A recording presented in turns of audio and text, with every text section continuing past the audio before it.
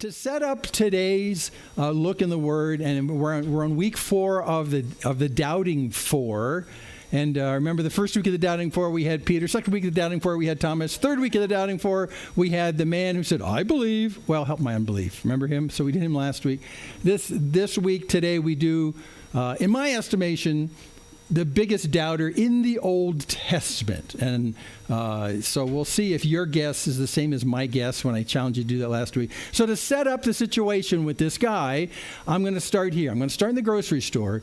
And when you look in the grocery store, do you realize that everything in that produce section is probably not grown in your local area? And you already know this because, you pick up tomatoes in January and it says Canada on it. You're going, Canada? But that doesn't make sense. They have a lot of hydroponic greenhouses in Canada, but they're beautiful tomatoes. A lot of things come from Chile. A lot of things come from Mexico. Strawberries in the middle of the winter. It's like, how does this work? This shouldn't happen. But what would happen, actually, and there's a slight thread of this right now, what would happen if the fuel that gets those things here doesn't show up anymore? What happens if diesel fuel stops? Because everything in that grocery store got to you by diesel fuel. And I bring this up because there's a little talk of it right now because diesel production and diesel demand are kind of out of whack right now. So the actual amount of diesel fuel that exists in the country as a pipeline, you put stuff in, you take stuff out, is less than a month's worth, which means if you stop making diesel fuel, you only have a month worth of diesel fuel, which means you only have a month worth of vegetables supplied to your store, which means you only have a month worth of food. So actually, when you eat your diet, you're eating diesel fuel. in a manner of speaking. I also like this picture because at the top there's a weld, there's a circular weld. It's one of the most beautiful welds I've ever seen. Being a very amateur welder, I look at that weld and go, oh, that's like beautiful. However, it's done by a machine, so that's why it's so beautiful. But don't distract yourself. Let's say, for instance, in this setup today, that there is no diesel fuel. It's gone. So what do?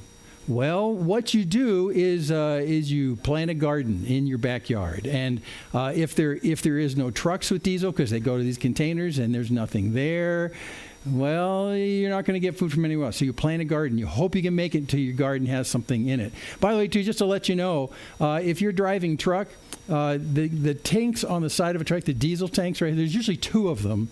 The 2 of them together is about 300 gallons of diesel. So when a trucker fills up his truck at $4 a gallon, is it $5? Okay, let's do $5. Going once, going twice, $4, $5. Okay, we'll do $5. So what did he pay to fill up his 3-gallon tank at $5? $1,500. Thank you. Don't guess. You got to do the math. You got to $1,500. Okay, so that's why they complain a lot when they go to then they fill up. You complain because you're like over $100 maybe your tank. They're talking $1,500 to do that, and that truck is what gets this stuff too. There's another way that things get to you via Amazon or via just your food, and that's by way of trains. Now, most people don't know trains are diesel. They're diesels. And I was curious how big the tank on a diesel train is. I found out it's over 5,000 gallons. 5,000 to 5,500. So let's do round numbers. Let's do 5,000 gallons times $5. Thanks, Johnny. $25,000 to fuel up your train, okay? And it's actually more fuel efficient to get produce across the country this way. However, that really hurts. And these 2 means of transportation, the trucks and the trains, that's how everything in the produce section gets to you. So if diesel's gone, it's what you can grow in your garden. So now I look around at what we grow in our garden, and Dorothy's very good. She's a wonderful gardener, and she grows great stuff for us. But when I think about it, what happens if the diesel shortage lasts not just a week or 2, but lasts for like over a year? Can you feed yourself and your family? Well, Pete probably can. Can you? Well, maybe, I don't know. Do you have enough produce to feed yourself for a year and to store it so it doesn't go bad before you eat it? So now we're in this dystopian world where I can only survive by what I plant and what I harvest. Okay, so get yourself in that mindset for a second, because that's kind of where we have to start in our story in the Old Testament, that's the agrarian nature of things. So you plant and you have a great garden, okay? You have lots of stuff right there. You know not only how to eat that, harvest it and eat it, but you know how to store it so that for the next 12 months until the next harvest, or maybe 6 months, depending on how you rotate your harvest, you have enough food to get by. But it's lean, and you are out there desperately picking grasshoppers off of it. You're shying away all the bugs. You're being very careful to water. I mean, you are spending your day out there making sure that this does not die, because if that dies, you might die.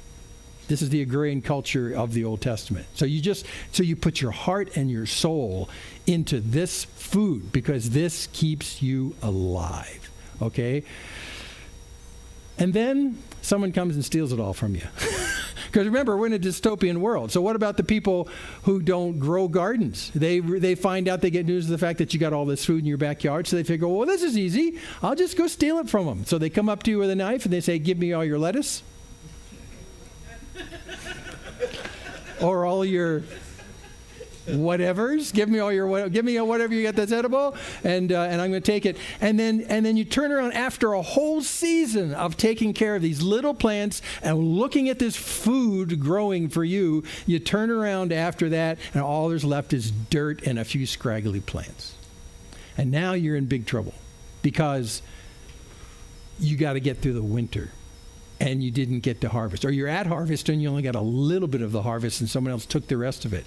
So now you have to buckle down, figure out what few harvests you had, and then figure out how you're going to make it through the winter until you can plant again. So you do that. You wait the year, you wait over the winter, and you plant again. And you hope, and you put the seeds in, and you cover them over gently, and you're very protective. You encourage the plants that grow really well. You transplant them into the best spot. You do all that care that you do, because this isn't just gardening like in a gardening magazine. This is life and death. So you're very careful how you do this. You nurture them, you water them, you pick the bugs off of them, and your garden's back. And guess who else is back? The guys with the knives. So they come again, and they take all your food, because after all, this dystopian future is still going on, and it's protracted, and they know where you live now, and now they know what you grow, because they figured that out from last year, and they come, and they rob you again of all your asparagus, or whatever it is you grow, okay? Whatever it is you grow, and it's all gone again. So now you're back to having nothing. And now it's more desperate than ever. At least this time, as you got close to harvest and you worried about these guys coming back, you decided the instant any plant gets close to harvesting, I'm going to harvest it like right now in case these guys come in. So you're harvesting actually not quite ripe things, but they're close enough that I want to protect these just in case. And sure enough, the just in case scenario happens and these guys come and take all your food, but you kept a little bit behind. So at least this winter, we're not going to starve like we did last winter, but they still took all of our stuff out of a whole year of you nurturing these plants. And this goes on for 7 years. 7 years you're doing this. 7 years. And you finally figure out from year to year that these people probably will be back. You figure out strategies to figure out how to do early harvests or how to plant things in places they won't see them. I mean, you do all these kinds of things. Or maybe you actually start to arm yourself so that when these people come back, you can defend your lettuce. Something like that. But you come up with a strategy of contention, but you really don't have the option. You have to plant, you have to grow, because if you don't, you have nothing to eat. And these guys are taking it. Okay, are you in the mindset? That's where we are in today's story. 7 years of having your harvest taken from you. So as we're looking at the doubting four, the doubt in this particular situation is, what do you do in the face of these guys who come, and they're not just taking your wealth, they're taking your life because they're taking your food. And what if God comes to you and says, I'm going to employ you to get rid of these people and solve the problem? Have you guessed who we're talking about yet? Gideon, and this is the situation of Gideon in the Old Testament. You got to go to Judges. If you've never read the book of Judges, if you've never read the book of Judges, you got to read the book of Judges. It is, I always call it, it's the comic book of the Old Testament. It's just crazy. Judges is a roller coaster ride of doing good and doing bad and crazy things, and oh my gosh, you got to read Judges. Well, Gideon's in Judges, and that's where we're going to be today. So here we open it up, Judges 6. Verse 1, the people of Israel did what was evil in the sight of the Lord. And so the Lord gave them into the hand of Midian for 7 years. So this was God's doing. The nation of Israel was not following God. And that's what you find in Judges. It says all the way through Judges, especially the opening and the close, is that people, they basically disavowed God. They did whatever was right in their own eyes. And it was not a utopia when everyone does what's right in their own eyes. And so here we are in a situation where God's trying to get their attention. And so he says, you're doing evil. I need to get your attention. And when he says evil, we'll find out in a second, we're talking about worshiping foreign gods. So God decides to put on them for 7 years this oppression from Midian. Now, the Midian guys, Midian are generally the people that live on the east side of the Jordan. Okay, Israel lives on the west side of Jordan. Largely, some of the tribes were on the east side, but the people who were not related to Israel, who would be predatory, like they lived on the east side of the Jordan. So what they would do, these guys, the Midianites and the Amalekites, would cross the Jordan and come up when they got hungry, when it was harvest time, and look for food. And this was going on for 7 years. Okay, verse 2, the hand of Midian overpowered Israel. And because of Midian, the people of Israel made for themselves the dens that are in the mountains and the caves and the strongholds. So the Midianites and the Amalekites, we'll see in a second, were so numerous and so powerful that Israel's strategy, one of them, was to go hide in caves. That's what you do. That's the strategies you do. You go hide in caves. For whenever the Israelites planted crops, the Midianites and the Amalekites and the people of the east would come up against them, and they would encamp against them, devour the produce of the land as far as Gaza, and leave no sustenance in Israel, and no sheep or ox or donkey. They took all the food. All the food. And when it says down to Gaza, that's the same as present day Gaza. It's still called that, and it's in the same place. It's on the coast. So this action that we'll see in Judges 6 is actually kind of north in Israel. It's around the Galilee area, northern Samaria area. It's way up there. So when he says they were doing this in that northern area, they were doing that, and all the way down the coast, all the way down to present-day Gaza, which is just short of going into the desert over to Egypt.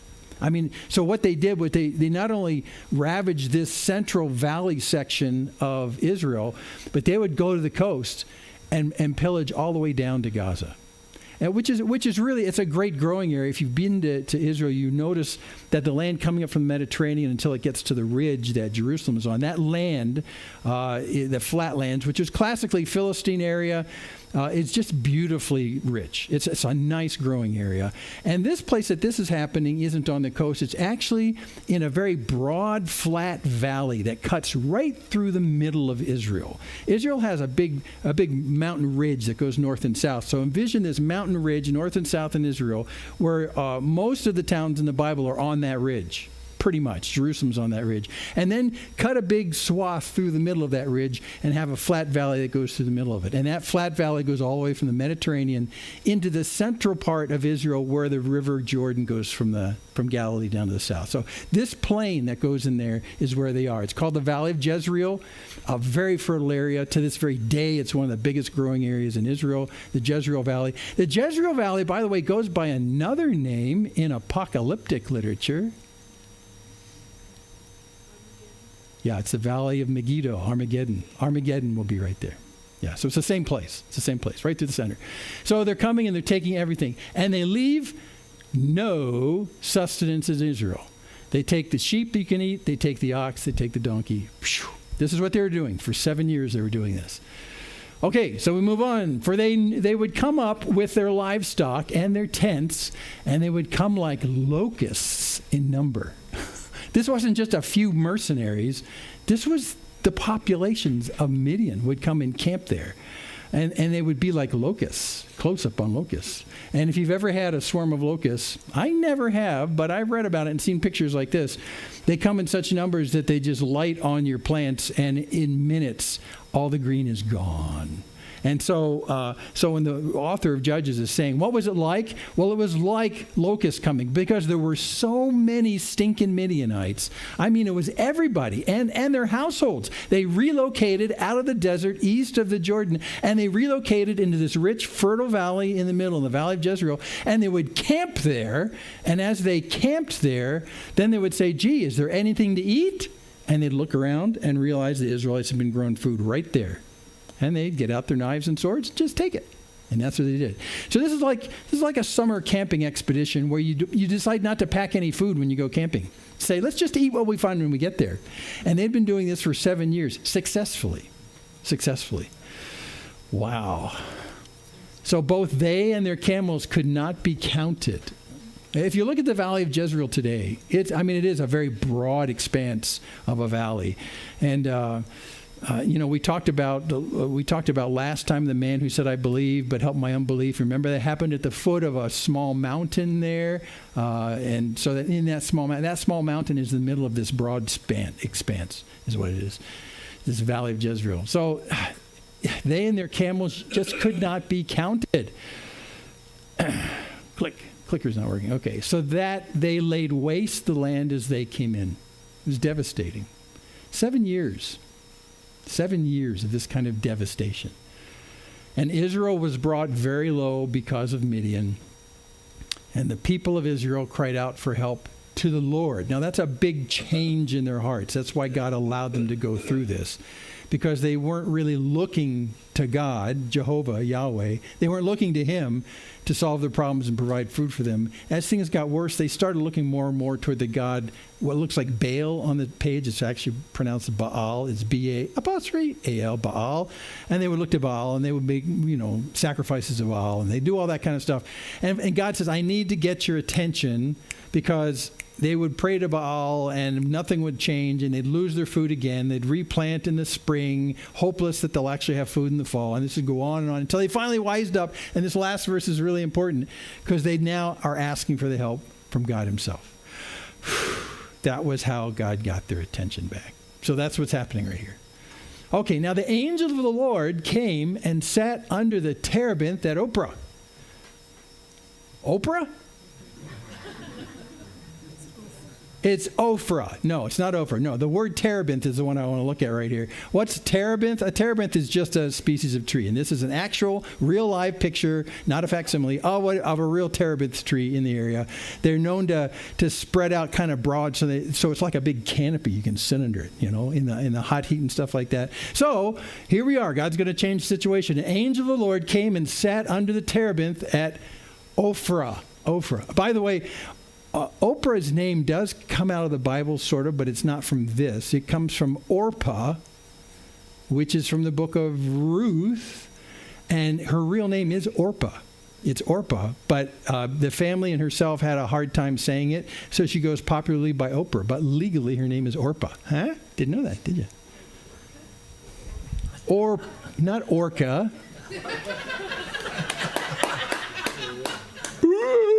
No.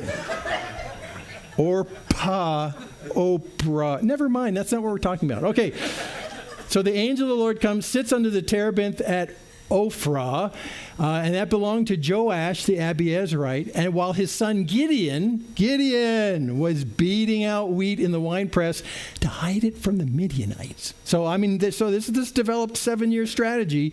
If you're going to keep the food, you got to figure out how to make it so no one sees you doing it. So what you would normally do to process wheat when you harvest it is you'd go to a large open rock outcropping, flat rock outcropping. It would look kind of like a concrete floor because of the way it is. And these open, flat rock outcroppings were clean. You could sweep them so all the dung would be off of it, all the junk would be off of it. And then you'd actually process the wheat kernels right there, smacking them on the ground, breaking off the husks, either by rolling or walking on them to break those apart, and then also sifting them in the air so the wind blows away the chaff. You would do that, and your food, the wheat kernels, would fall on the ground, so you want to do it in a clean place. Well, there weren't many of these clean places these threshing places. There were many of them around. But it's very clear that where they exist, they're easily seen. So Gideon's strategy was, let's process the wheat in a place where they won't see us. So the only other clean place where you can drop wheat on the ground and eat it after that is a wine press. It turns out it's got a stone floor usually. If there's no wine in it and it's dry, you can process wheat on that. And you can do it secretly. You can hunker down in it, and they won't see what you're doing, and you can process your wheat. So this angel of the Lord comes and gets under the terebinth, which is a natural place for visitors to be, and he's there, and while he's there, it turns out Gideon, who we'll find out in a second, is the youngest person in his family, youngest male in his family, is in there secretly processing grain. It's not a flattering picture of a man full of courage. It's a guy that's hiding from the Midianites. It's not a bad strategy, really, but it's menial task, youngest in the family, doing it so that they won't steal our food. And that's the sitting when the angel comes. And so the angel says to him, the angel of the Lord appeared to him and said to him, "The Lord is with you, O mighty man of valor." It's a great image. It's a great image. And I was curious. The Lord here is this word for Jehovah. This is the promise-keeping God. This is the God of Abraham, Isaac, and Jacob. So the angel says, "The Lord is with you. And not only that, you are a mighty man of valor." Now, this is not just flattery. I looked this up. I'd never really looked this up. This mighty man of valor. The mighty literally does mean mighty. It means something extraordinarily powerful. And extraordinarily powerful. It's used in gigantic, almost divine ways in the Old Testament. But the man of valor, that word is more used to describe the word army. So an army, like when they leave Egypt, when Israel leaves Egypt, right, and Pharaoh's army comes after them, the word they use for Pharaoh's army chasing after the Israelites is this word. So in a way, he's saying, when he addresses Gideon, he says, "You are a mighty army." It's like, what? I don't get it. But the key to this is the first part of the phrase. The Lord is with you. The Lord is with you. That's the key to where the might and the army-like power come from. Well, so this falls on Gideon's ears, and Gideon says to him, "Please, my Lord, if the Lord is with us..." Okay, you say he's with us? Huh? If the Lord is with us, why then has this happened to us? It's a great question. You, Mr. Angel guy, says the Lord is with us. Well, then what's going on here? Because I don't see the Lord. And not only that, he compounds his complaint. And where are all his wonderful deeds that our fathers recounted to us? Saying, "Oh, did not the Lord bring us up from Egypt?" And this is actually recounted many times in the Old Testament. As the Israelites would come up to a tough situation, a challenge, then the wise leaders in the midst would say, "This is the God who brought you out of Egypt." Just remember that. That's your data point. That's your fact you can base your faith on going forward. And so that's exactly what Gideon's doing. So what's the deal? What's the deal? Where are all these wonderful deeds that we've heard about? Did not the Lord bring us up from Egypt? So what's the deal? What's going on? But now the Lord has forsaken us and given us into the hand of Midian. It's not an overstatement. That's exactly what's happening. And as we saw in the beginning of the chapter, that was God's strategy to get their attention. It's to allow Midian to overtake them. In the normal course of affairs in the nation of Israel, God says, I do many things for your benefit, but one of them is I will protect your borders. I will make it so that the invaders that are coming in from the east and the north and the south, they won't come in. I will keep those people out. And God says, I will actively be your border guard. He says that. Until you forget me. And then God says, well, let's just take that off. And he takes it off until they realize, oh my gosh, we've been taking God for granted all this time. Gets their attention back, and they pray, and he comes back. But that's one of the deals. So here, what he's saying is that we've been forsaken, we've been given into the hand of Midian. And that's exactly right. That's not an overstatement. So as we're looking at doubt, here's your first doubt question for the morning. Is this doubt right here?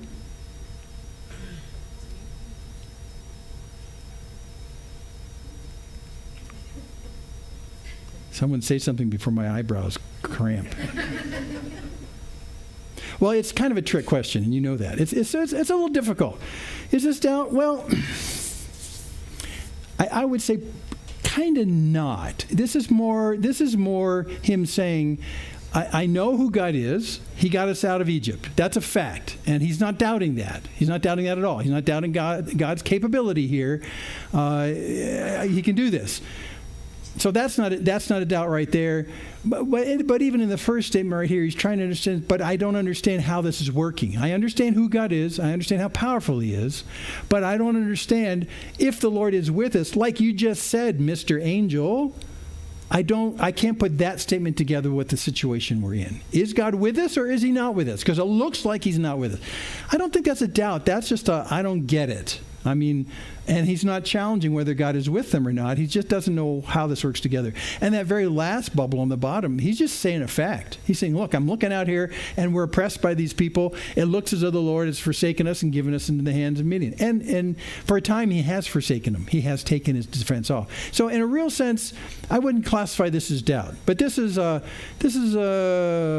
we would call in the modern day a cognitive dissonance, which means one fact and one fact don't jive, and you can't figure out why they don't jive. And the fact here is, the first fact is the Lord is with us, and that fact is validated by the angel, because he said that. Fact number one. Fact number two is, it looks like we've been given over into the hands of Midian.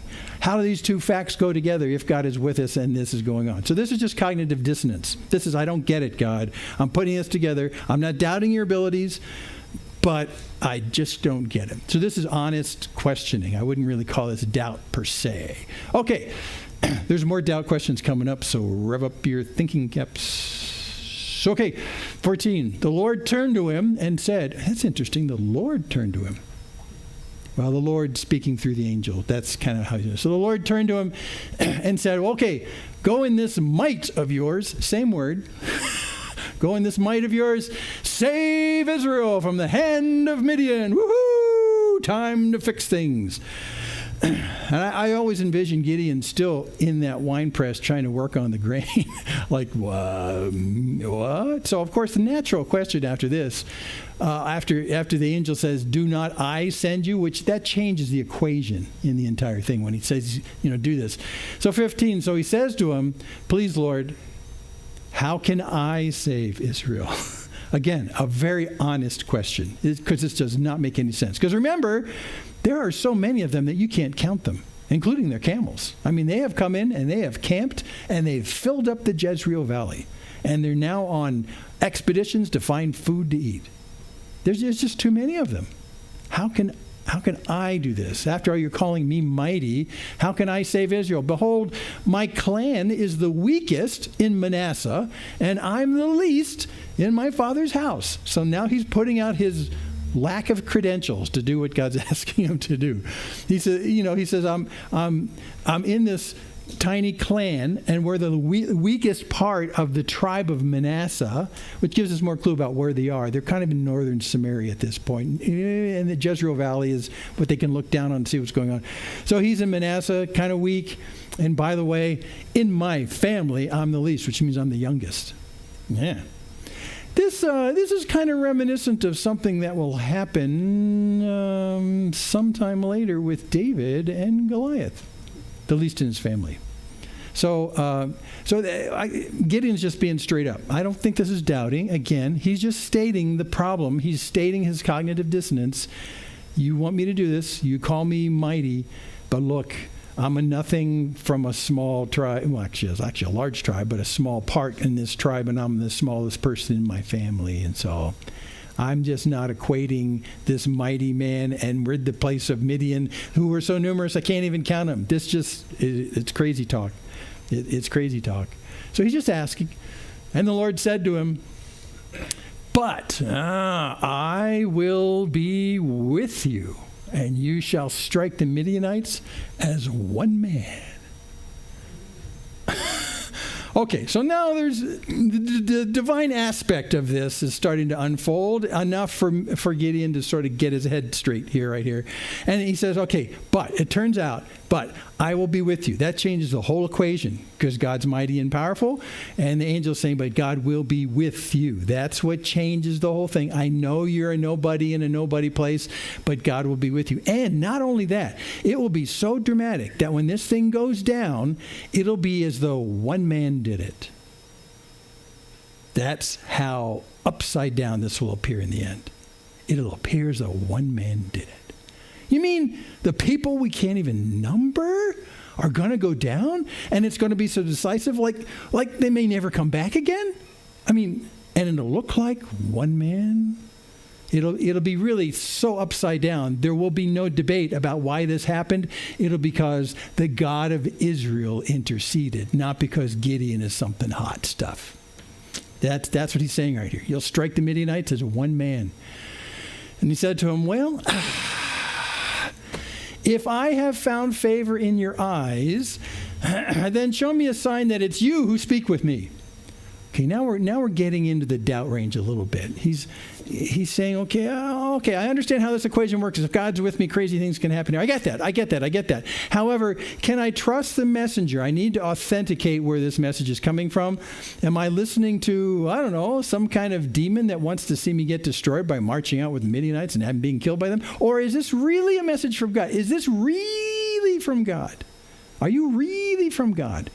It would help me if you gave me a sign to kind of just reassure me that this is from God. So, he's not, in his doubt, he's not quibbling with how this can work, because when God is with him, he knows when God is there. That completely changes the equation of might. He's not challenging that. But what he's saying is, although I know that to be true, I want to make sure this is coming from God and not coming from some other source. So it's really, I don't think I would put this in the doubt range. This is kind of this being careful where the message comes from range. I just want to be careful. Are you really from God? Because if you're really from God, and I know that God can change the equation on the battlefield, then okay, I think I'm in. Can you just do something so to reassure me that you're from God? That's what he's saying. So again, I don't really put this in the doubt range. It's more being careful where you get your message from. So before we get there, he says, please don't depart from here until I come to you and bring out my present and set it before you. So from an ancient hospitality / offering to God, he decides he needs to do something to give a present to this angel and to God. It's the respectful thing to do.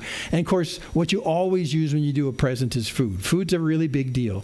So he says, wait right here. I'm going to go back in my tent. Wait right here. And he goes and the angel says, okay, I'll stay until you return. Okay, ready, go.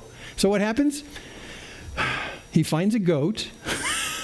Yes, he finds a goat. So Gideon went into his house, prepared a young goat and unleavened cakes from an ephah of flour. And the meat he put in a basket, and the broth he put in a pot. And he brought them to him under the terebinth and presented them. So it's kind of like an offering in that sense. So he wasn't just gone for like 30 seconds to get a bottle of water. He went out and got a goat. He slaughtered it. He made a fire. He cooked it. He took the broth from the cooking it. He made some bread with some ground an ephah of flour. I mean, he's in the kitchen really whipping up a storm. I mean, he's doing a lot of stuff. He's gone for a while. And he brings his stuff back to the angel as his offering at that spot. So the angel of God said to him, well, take the meat and the unleavened cakes, because there wasn't enough time. He made the bread, but he couldn't rise. Unleavened cakes, put them on this rock and pour the broth over them. Kind of Elijah style, you'll see in a second here. So take all your offering right here. There is no altar to put it on to offer it to God, but the angel said, but there's a rock, put it all on the rock, and then pour your broth on the rock. So now you see this cooked lamb. I can smell it. I love lamb. But it's actually goat. I don't like goat. But so he takes the goat, he puts it on the rock, he pours the broth on it. It's all wet, and the bread is there right there as well. And so he did so, and then the angel of the Lord reached out the tip of the staff that was in his hand. He touched the meat and the unleavened cakes, and fire sprang up from the rock and consumed the meat and the unleavened cakes. That was as dramatic as I get. So it actually consumed them. So he puts all this on the rock. This fire comes out of the rock. And then, and the next thing you do, you look, and they're gone. They are consumed. They're gone. Whoa, crazy. Would that be a good enough sign for you if you were Gideon? I'd go with that. I mean, that's, I'd go with that. Yeah, that's pretty good. And the angel of the Lord suddenly vanished from his sight. Okay. Oh, so he wasn't just some guy. Okay, I'm in. Then Gideon perceived that he was the angel of the Lord. Yeah. So, we've talked about in the doubt circumstances in the past we were looking at, when doubt arises and anyone asked God, God, will you help me with my doubt? Will you help my certainty here? God always acquiesces and said, yeah, I'll do it for you. And he does it here, big time, really big time. I'll do it for you. And he does it. And Gideon goes, well, okay, this is authentic. I guess we're doing this thing. And then a terrifying thought comes to him. A terrifying thought comes to him. Now that he knows that this is an angel from God, and he's seen him face to face, which many times has a penalty of death if you do that with God. And maybe if I see the angel face to face, because he's a messenger of God, maybe I'm going to die. So suddenly he blurts out right here and he says, alas, oh Lord God, for now I've seen the angel of the Lord face to face. We're all going to die. We're all going to die. We're all going to die. This is a panic comment right here. That's what he's doing. I've seen him face to face. And it's a panic comment because the Lord said to him, peace be to you, don't fear, you won't die. Now this is not being spoken by the angel, because the angel's gone. So what he says right here is don't be fearful. Face to face, yeah, but you're not going to die. You're not going to die. But this statement is even bigger than that. Peace be to you, do not fear, you shall not die. In this one statement right here, and the way that it's received by Gideon, suddenly these words are implanted in his heart and his mind. And what God does right here is he supplants Gideon's fear with peace. And you'll see in a second why you can make that bold statement. He supplants his fear with peace and then says, you're not going to die. So these words, if you know what's coming in the story, and we've read ahead in the story. We've read ahead in the story? Yeah, we've read ahead in the story. We know what's coming. These words in their totality would be a great help from the threats that are going to come next in the story. Okay? Don't fear, peace, you're not going to die. So I think this applies more to what's coming down the pike pretty soon here as he fights the Midianites, and not as much about the fact that he, saw the face of the angel and he's afraid he's going to die. I think that triggered it, but then right here, God is saying directly, peace, no fear, you won't die. I think he's going to cling to this. And as a result, this is such an important statement to Gideon. His next step is pretty interesting. Now, I'm going to skip reading some of the sections, so I'll summarize it for you. So you read it, okay? You read it. It's in these verses 23 to 35. So what he does is he builds an altar right there. Instead of leaving the rock right there, he builds an altar. And then he names the altar. And what does he name the altar? The Lord is peace. The Lord is peace. Fascinating. He got the peace idea and the peace that supplants the fear. The Lord is peace at this thing. I would not have named that rock and that spot, that altar, that. But clearly this message from heaven, from God himself, saying peace, no fear, is something that is really in Gideon's heart. In fact, the author of this book of Judges adds right here at this spot, he says he built this altar at this spot, and it's there to this very day. Wow. Is it there today? I don't think so. But at the time Judges was written and people read it, it was. It was still there. Still there. So he builds an altar, the Lord is peace. And then some other things happen. The Lord, and that evening, the Lord says, this is what I want you to do. Go get a couple of oxes from your dad. His dad owns these oxes. And pull down the altar of Baal that's on your dad's property. In fact, it's his dad's altar to Baal, this pagan thing. So it says, take a couple of your dad's oxes and pull that puppy down. Now, these altars are made of stone, so you got to have some big animals and some big ropes, and you pull these things down and flatten them and stuff like that. So it says, go and do that. And not only that, but while you're out there, cut down the wooden Asherah pole that's there. Now, Asherah is another statement of another god. It's the female consort of Baal. And so when you would have an altar to Baal, it would be a stone altar that you could actually do sacrifices with animals and stuff like that. But next to that, there was always an Asherah pole. It was like a telephone pole. And we don't know much more about how it was decorated and stuff like that. But this pole represented this female goddess, the consort of Baal. So you always had those there. So you got this wooden pole, you got this stone altar, and he says, so go take down the stone altar to Baal and also take down the wooden pole to Asherah. Oh, okay. And in their place, build an altar to Yahweh. That's how you spell Yahweh in Hebrew. Yahweh. That breathy sound at the end, Yahweh. That's what that. You can see those two characters. You read it right to left, And the yeah, that's not really much of a consonant. That's why you just get a little tick. Yeah. When things start like that, you have that little tick at the beginning. Yeah, way. Cool, huh? You read Hebrew now.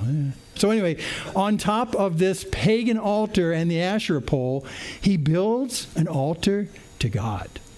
Wow. Talk about a visible supplanting of the false pagan with the authentic, real God. So he builds an altar on top of that, and he sacrifices one of the two oxes on it. I know. I'm like, wow. Now, you remember, he's trying to do a lot of things clandestinely because the Midianites are in the land. And so he does all these things at night because he's afraid of the Midianites. That's what it says in the text. He does all these things at night. He pulls down the altar. He gets about 10 of his father's workmen. They pull down the altar. They cut down the Asherah pole.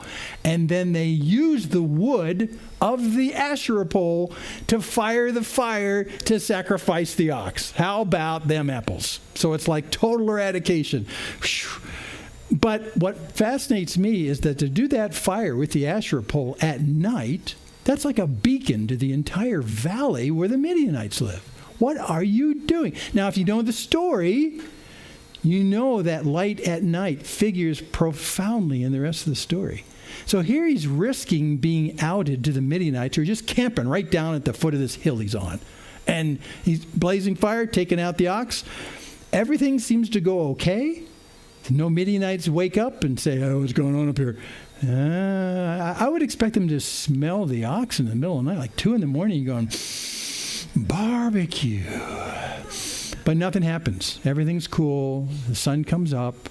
And then the villagers around his dad's property are really miffed.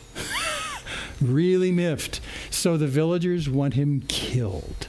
They look around, they realize the altar's gone, they realize the Asherah pole is gone, they go over to the spot that it was, and there's a new altar, and there's a sacrificed ox on it. Ah! Who did this, is what they say. And because of its location, they come to Gideon's father. It says, who did this? It says they asked around. If you read the text, they asked around a bit, and they pinned down Gideon and said it was Gideon. So they come to the father, and they say to the father, give us Gideon. We need to kill him. We need to get rid of him because he's offended Baal, and we're all toast if we don't do something to eradicate what Gideon has done to Baal. And Gideon's father does a very wise thing. You got to read those few. These are all in these few verses right here. And Gideon's father does a wise thing. He says, so you're going to intercede for the god Baal. Why don't you, if Baal, he says this, if Baal is real, let Baal take care of the problem. Yeah? And they go, well, okay. So they don't kill Gideon. It's fascinating. It's fascinating. And I'm sure Gideon's learning a lot from this right here that's going to serve him well in the next couple chapters, because he knows that this is a suicide mission, what he's being asked to do. God asked him specifically, tear down that altar, tear down that Asherah, put up an altar, sacrifice an ox, and let's see what happens in the morning. And I'm sure Gideon's thinking, I'm toast. However, God said, peace, don't fear, you will not die. That's why I think that phrase is going to recur to his mind all the way through this story as it unfolds. You will not die. So tear down the altars, do this thing, sacrifice the ox. The villagers will wake up. You'll be fine. You won't die. And sure enough, that's what happens. It's kind of in a way, it's kind of a statement to the villagers, and it's a training session for Gideon. His father says, no, let Baal contend with him himself. And by the way, they give Gideon a new name because of this, and the new name is Jerubbaal, which means the one who contends with Baal. He contends with Baal. Mighty valor man. Okay. The Midianites come for dinner. That is, they move into the valley. They're ready to go. They plant their tents in and their camels, and now they're ready for food.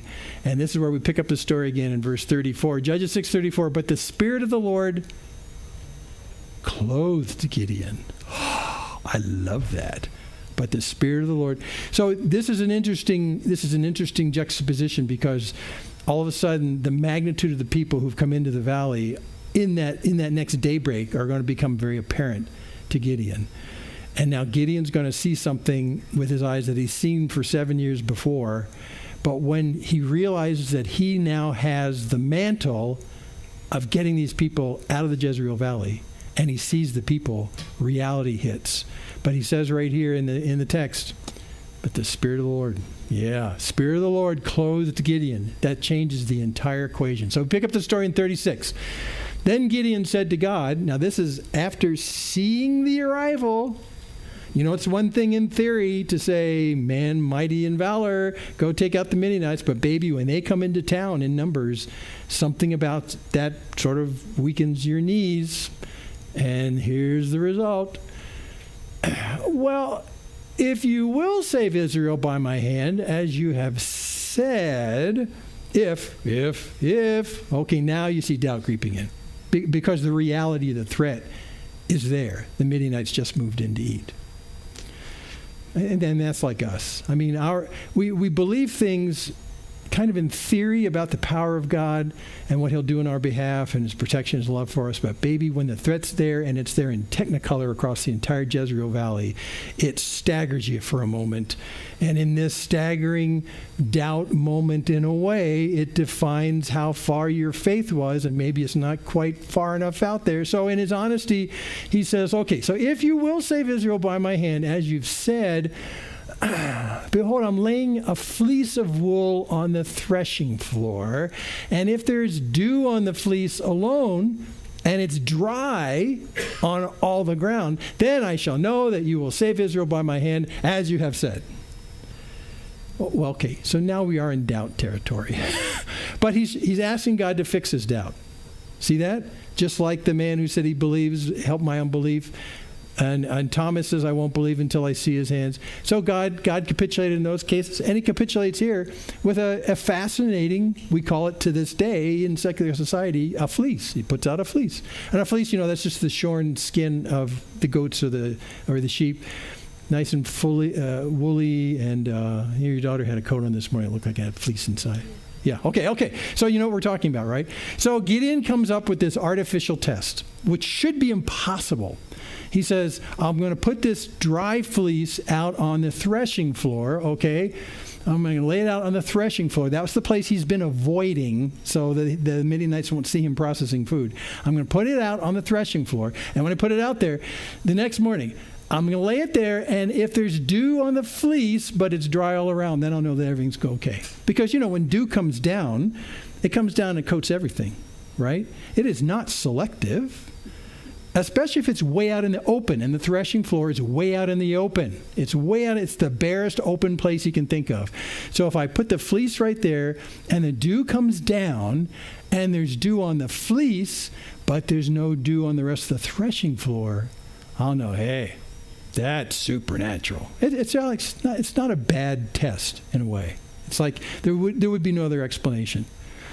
I heard some guy who was talking about the theory of epistemology, which is how you prove truth, talking about the fact that someone could postulate say that there's fairies that bring water onto my lawn overnight, and I know they're fairies because they don't bring water to my driveway. Right? There's water on my lawn, but there's no water on my driveway. Hence, fairies. Proof. Until someone says, well, don't you have sprinklers?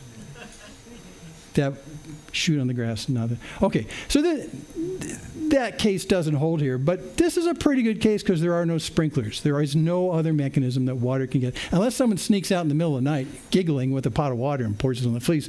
But I'm hoping this is a private test, so no one will do that. So he says, let's do that. Let's give that a whirl. Okay, now with such I look at this and say, such a silly kind of test. Will God capitulate? Well, and it was so. He got up the next morning, and sure enough, there you go. How sure enough? I mean, maybe the fleece just felt kind of damp, you know? Maybe it was, maybe he was cleaning the fleece and the wool on it, and maybe didn't clean it up really well. And so he got up in the morning, he felt the fleece he put out there, and it was a little damper than everything else. And so he's kind of fooling himself. No. When he rose early the next morning and squeezed the fleece, how much water? He wrung enough dew from the fleece to fill a bowl with water. Okay, that's odd. That's not sprinklers. That's not a local thunderstorm. That's selective dew. Only God can do selective dew. And by the way, too, in the history of Israel, God had always said, I want you all to live up on the tops of the mountains in this area, not at the bottoms where the streams like, the delta from the Nile River was watering. I don't want you to live where there's rivers that bring water. I want you to live on the top of the mountains so that you'll rely on me for water and for dew to make your plants go. And so dew was always had a connection in terms of the sovereignty and the loving kindness of God. Dew was a God territory natural thing. Dew was a God thing, and God would bring it, okay? For instance, when they're in the desert and, they left Egypt and they haven't made it in the promised land yet, and they're eating manna. It describes the manna as coming down like dew because it comes from heaven. And it just comes down. So dew is a God thing. So clearly this is a God thing. So that should be enough. Now we've seen a flame come out of a rock and consume our sacrifice. Now we've seen this fleece deal happen. We're good, right? No, you read this. Okay, you read that. Okay. Then Gideon said to God, he's got a lot of nerve, I think. Okay, Gideon says to God, okay, let not your anger burn against me. Let me speak just once more. And let's do the fleece thing again. Please let me just test just once more with the fleece. Okay, don't kill me. But, so he knows he's really sticking his neck out here. I mean, he's really pushing it. So let's do something else since we've got this fleece. Okay. Let's do the opposite. Let it be dry on the fleece only, and on all the ground let there be dew. Yeah. So if we go do one way, let's do it the other way. And if we cover both cases, then clearly this is from God. And at that point, God throws a thunderbolt and he's ashes. No. Unbelievably, God capitulates. And God did so that night. Yeah. And it was dry on the fleece only, and on all the ground there was dew. Why God capitulates with our doubts, it just blows me away. But it's explained in some of the other cases where we saw, where Jesus said explicitly, I don't want you to doubt, I want you to believe. And if this is going to be what it takes for you to do that, I want you to believe. And I want you to believe and have that based on facts, not feelings. And these are the facts that Gideon has been given by his own construction, and God capitulates and does it.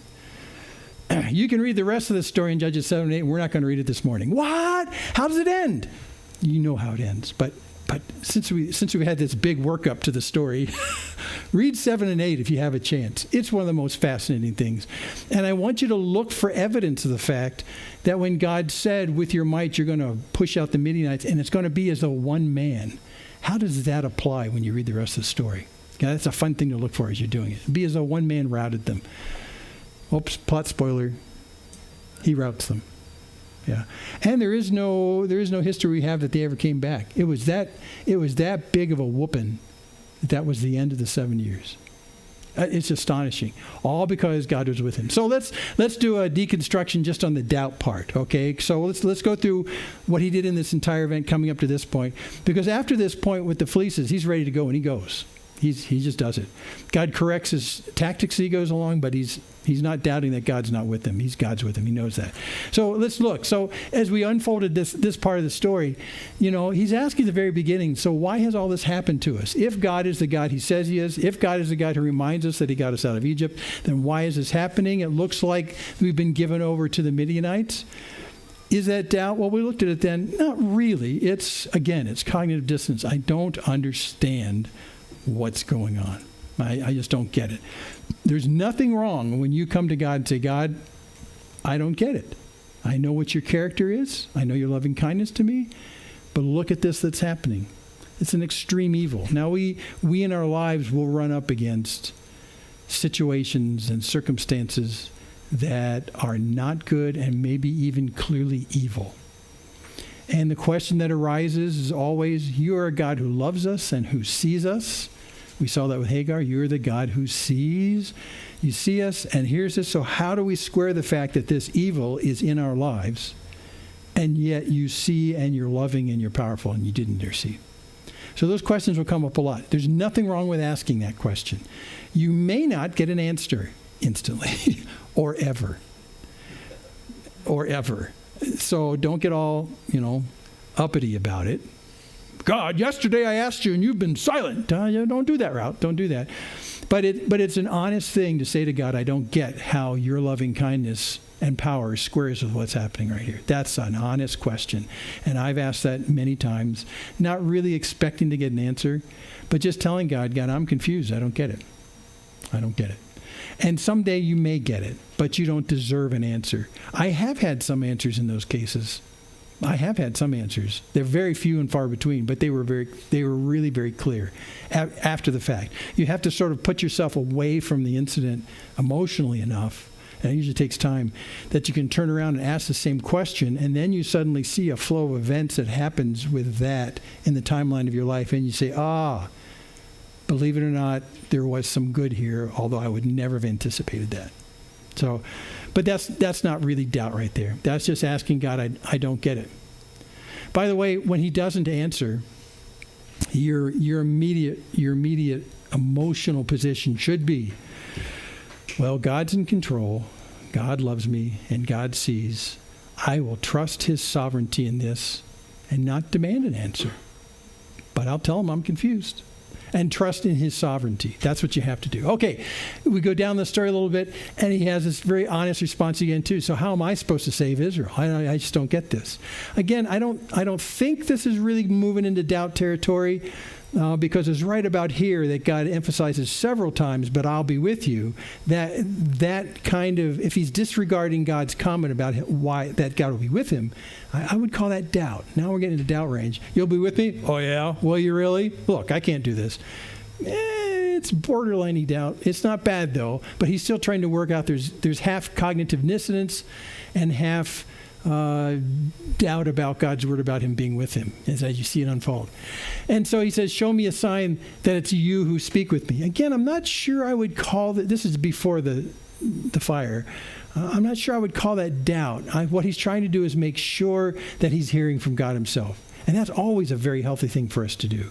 I've had people come to me and say, God has met with me and said that I need to do da-da-da-da-da-da-da-da. And you go, well, how do you know that was God speaking to you? So that's actually a relatively healthy skepticism. I wouldn't call that doubt, but I would call it a skepticism about, let's just make sure the message comes from where it comes from. How do we do that?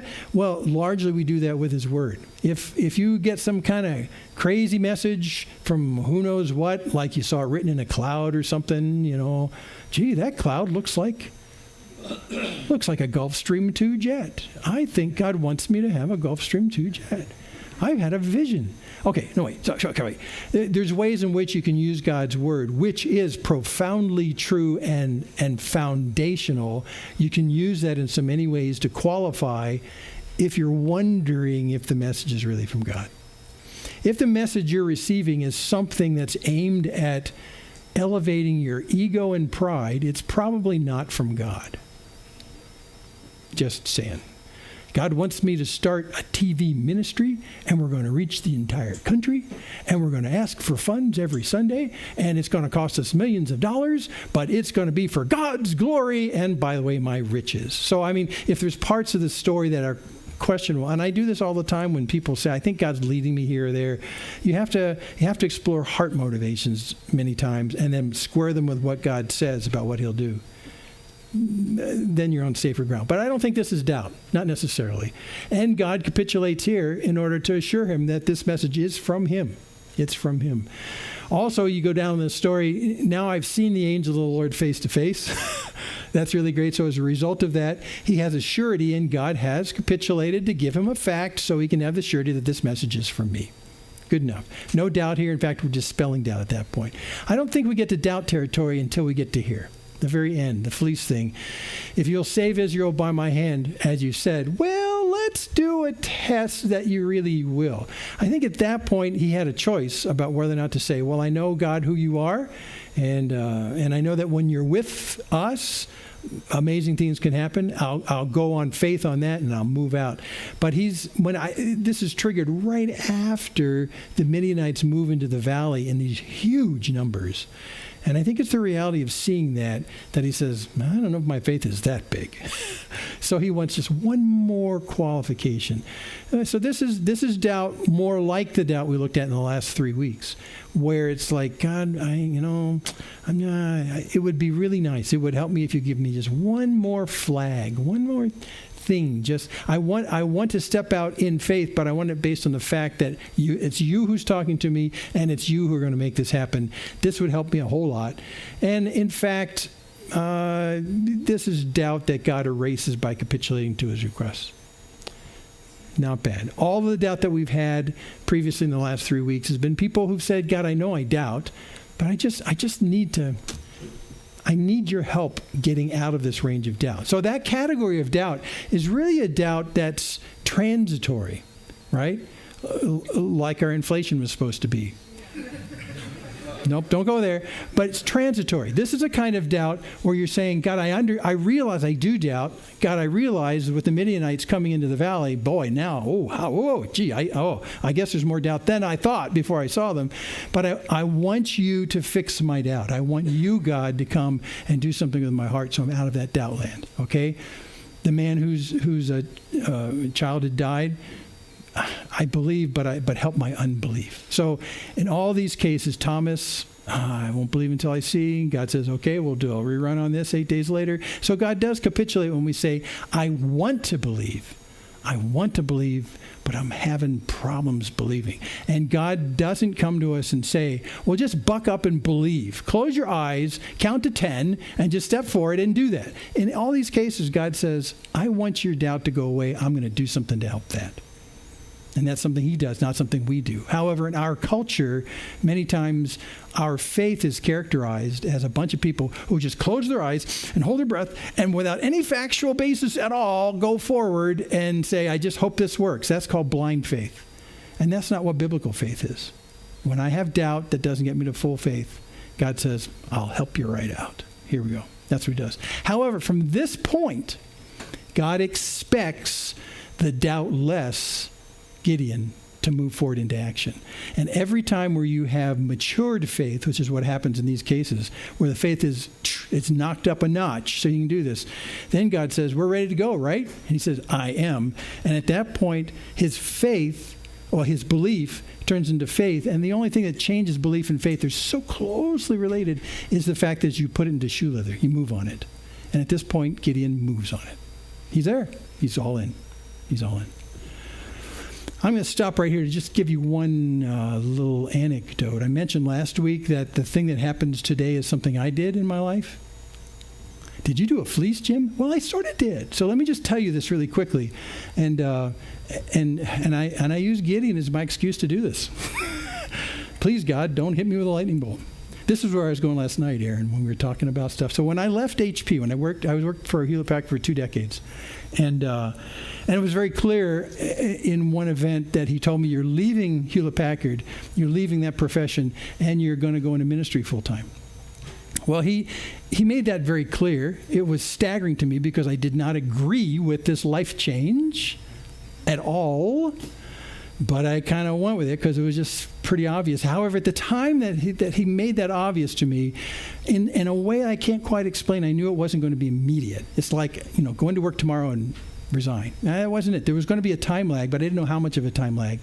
So I went off after that, contemplating what had happened. But some time transpired after that. Like, at about a year after that, I'm praying, God, well, so am I supposed to leave? Am I supposed to, what's the deal here? I don't understand how to do this. And that 1 year turned into 2 years, and I'm still going to work. And by the way, while I'm at work, I'm taking on huge amounts of responsibility. Huge amounts of responsibility. In fact, I'd left one position inside the company, had been recruited by 4 vice presidents in the company to work on making $2 billion in the emerging digital cell phone market. And that was laid on me 2 years after I'd gotten this message from God. You need to get out of there. I'm going, wow. So when they asked me to do this, I said, well, I'll do whatever you need to do. And so this is the time I was traveling a lot. I was going to Europe a lot. I was working with 4 different divisions in the company. I had 4 bosses who were vice presidents I'm answering to. I was busy before, but now I was busy up to here.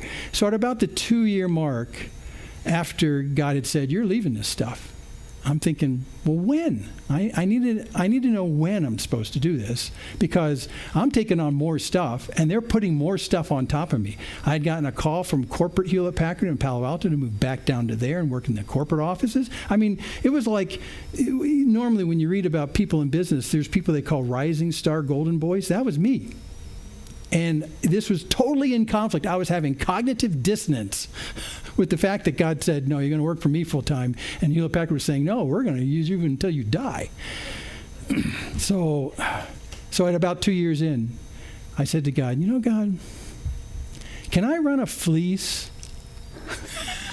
I was thinking about this. This was just a way of saying that, God, I don't doubt what you're saying in terms of transition. I know I disagreed with it originally, and I still kind of do, but let's just do this.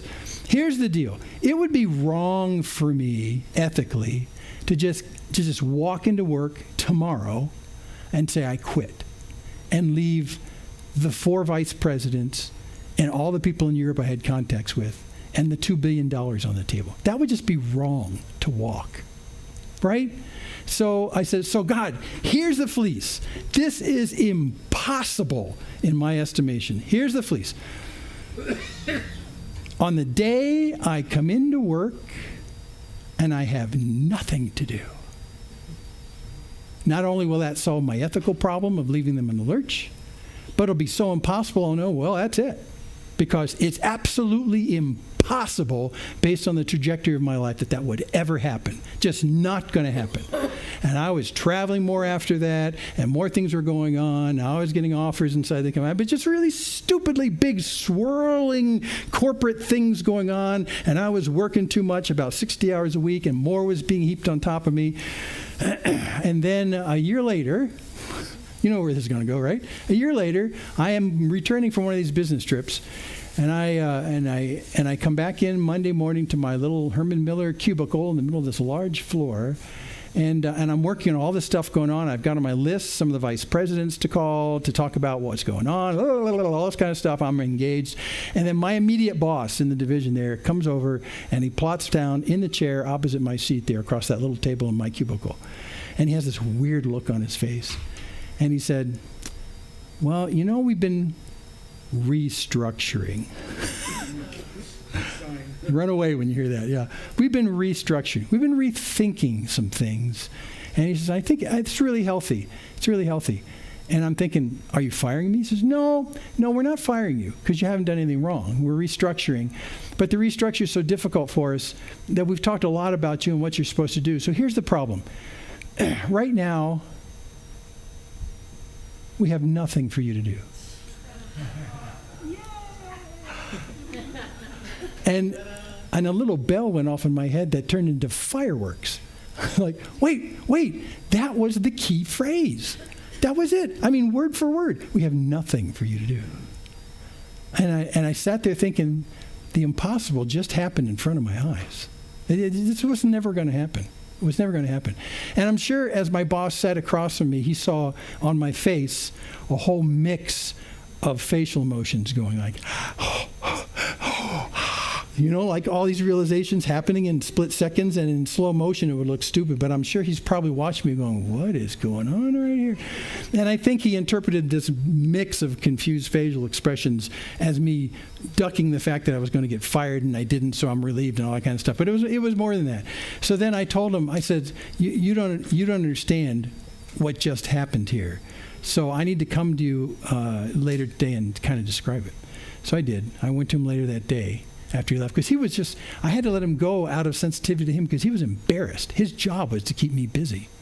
And his job was not only to keep me busy, but to make sure that he was answerable to the 4 vice presidents, because these are my immediate supervisors, and make sure I was working for them because they were at a distance. So he just felt really embarrassed. So I said, just go back to your desk, and I'll talk to you later. And I sat there with my head swirling like this. And at that moment, I realized such a silly request, God had capitulated. The fleece was wet. The ground was dry. What are you going to do now, Jim? And I said, well, this is it. This is it. I'm not totally for the change, but I already had that argument with God, and he won. But this was clearly the time. So I went to my boss's desk, and I said, there's been something unfolding for 3 years you don't know about. And it's not my dissatisfaction with the company or the fact that I'm working too much. It's the fact that this God thing just happened. So I explained it to him. I wrote a letter of resignation, and 2 months later I was gone. And the vice presidents, one of the vice presidents actually flew into the division, tried to talk me out of it. And I got in trouble because of that, because that's something of notoriety when a vice president of the company flies across the country and sits at your desk and not your boss's desk. It's one of those office politics things. So he came in clandestinely, did not wear a coat and tie, actually wore kind of a slouchy hat, snuck into the division, sat at my desk, tried to talk me out of it. And I said, Byron, I can't do that. And then he snuck out, but he got spotted on the way out of the building by the division manager, who said, what are you doing here? He said, well, I'm just here to talk to Jim. Well, who does Jim think he is? It was one of those kind of things. So I got in trouble sort of for that, but they tried to talk me out of it.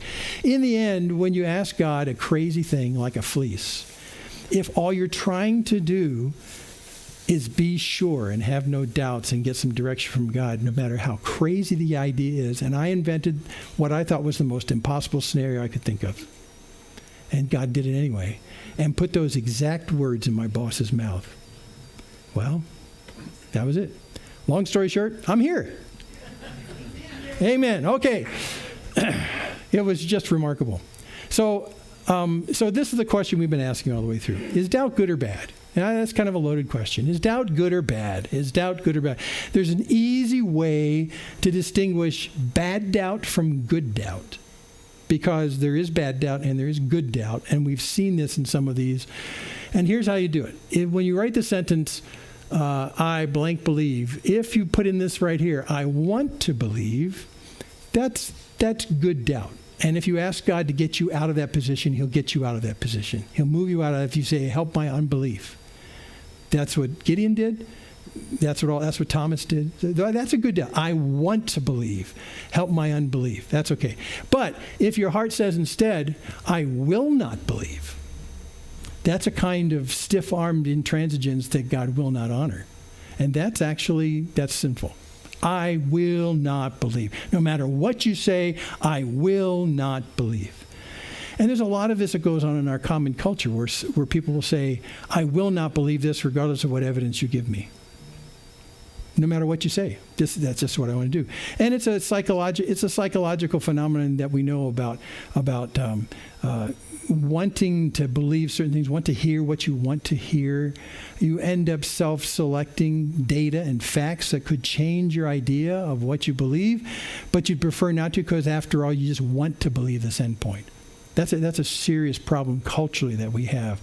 It's not just a cultural problem, it's a human problem.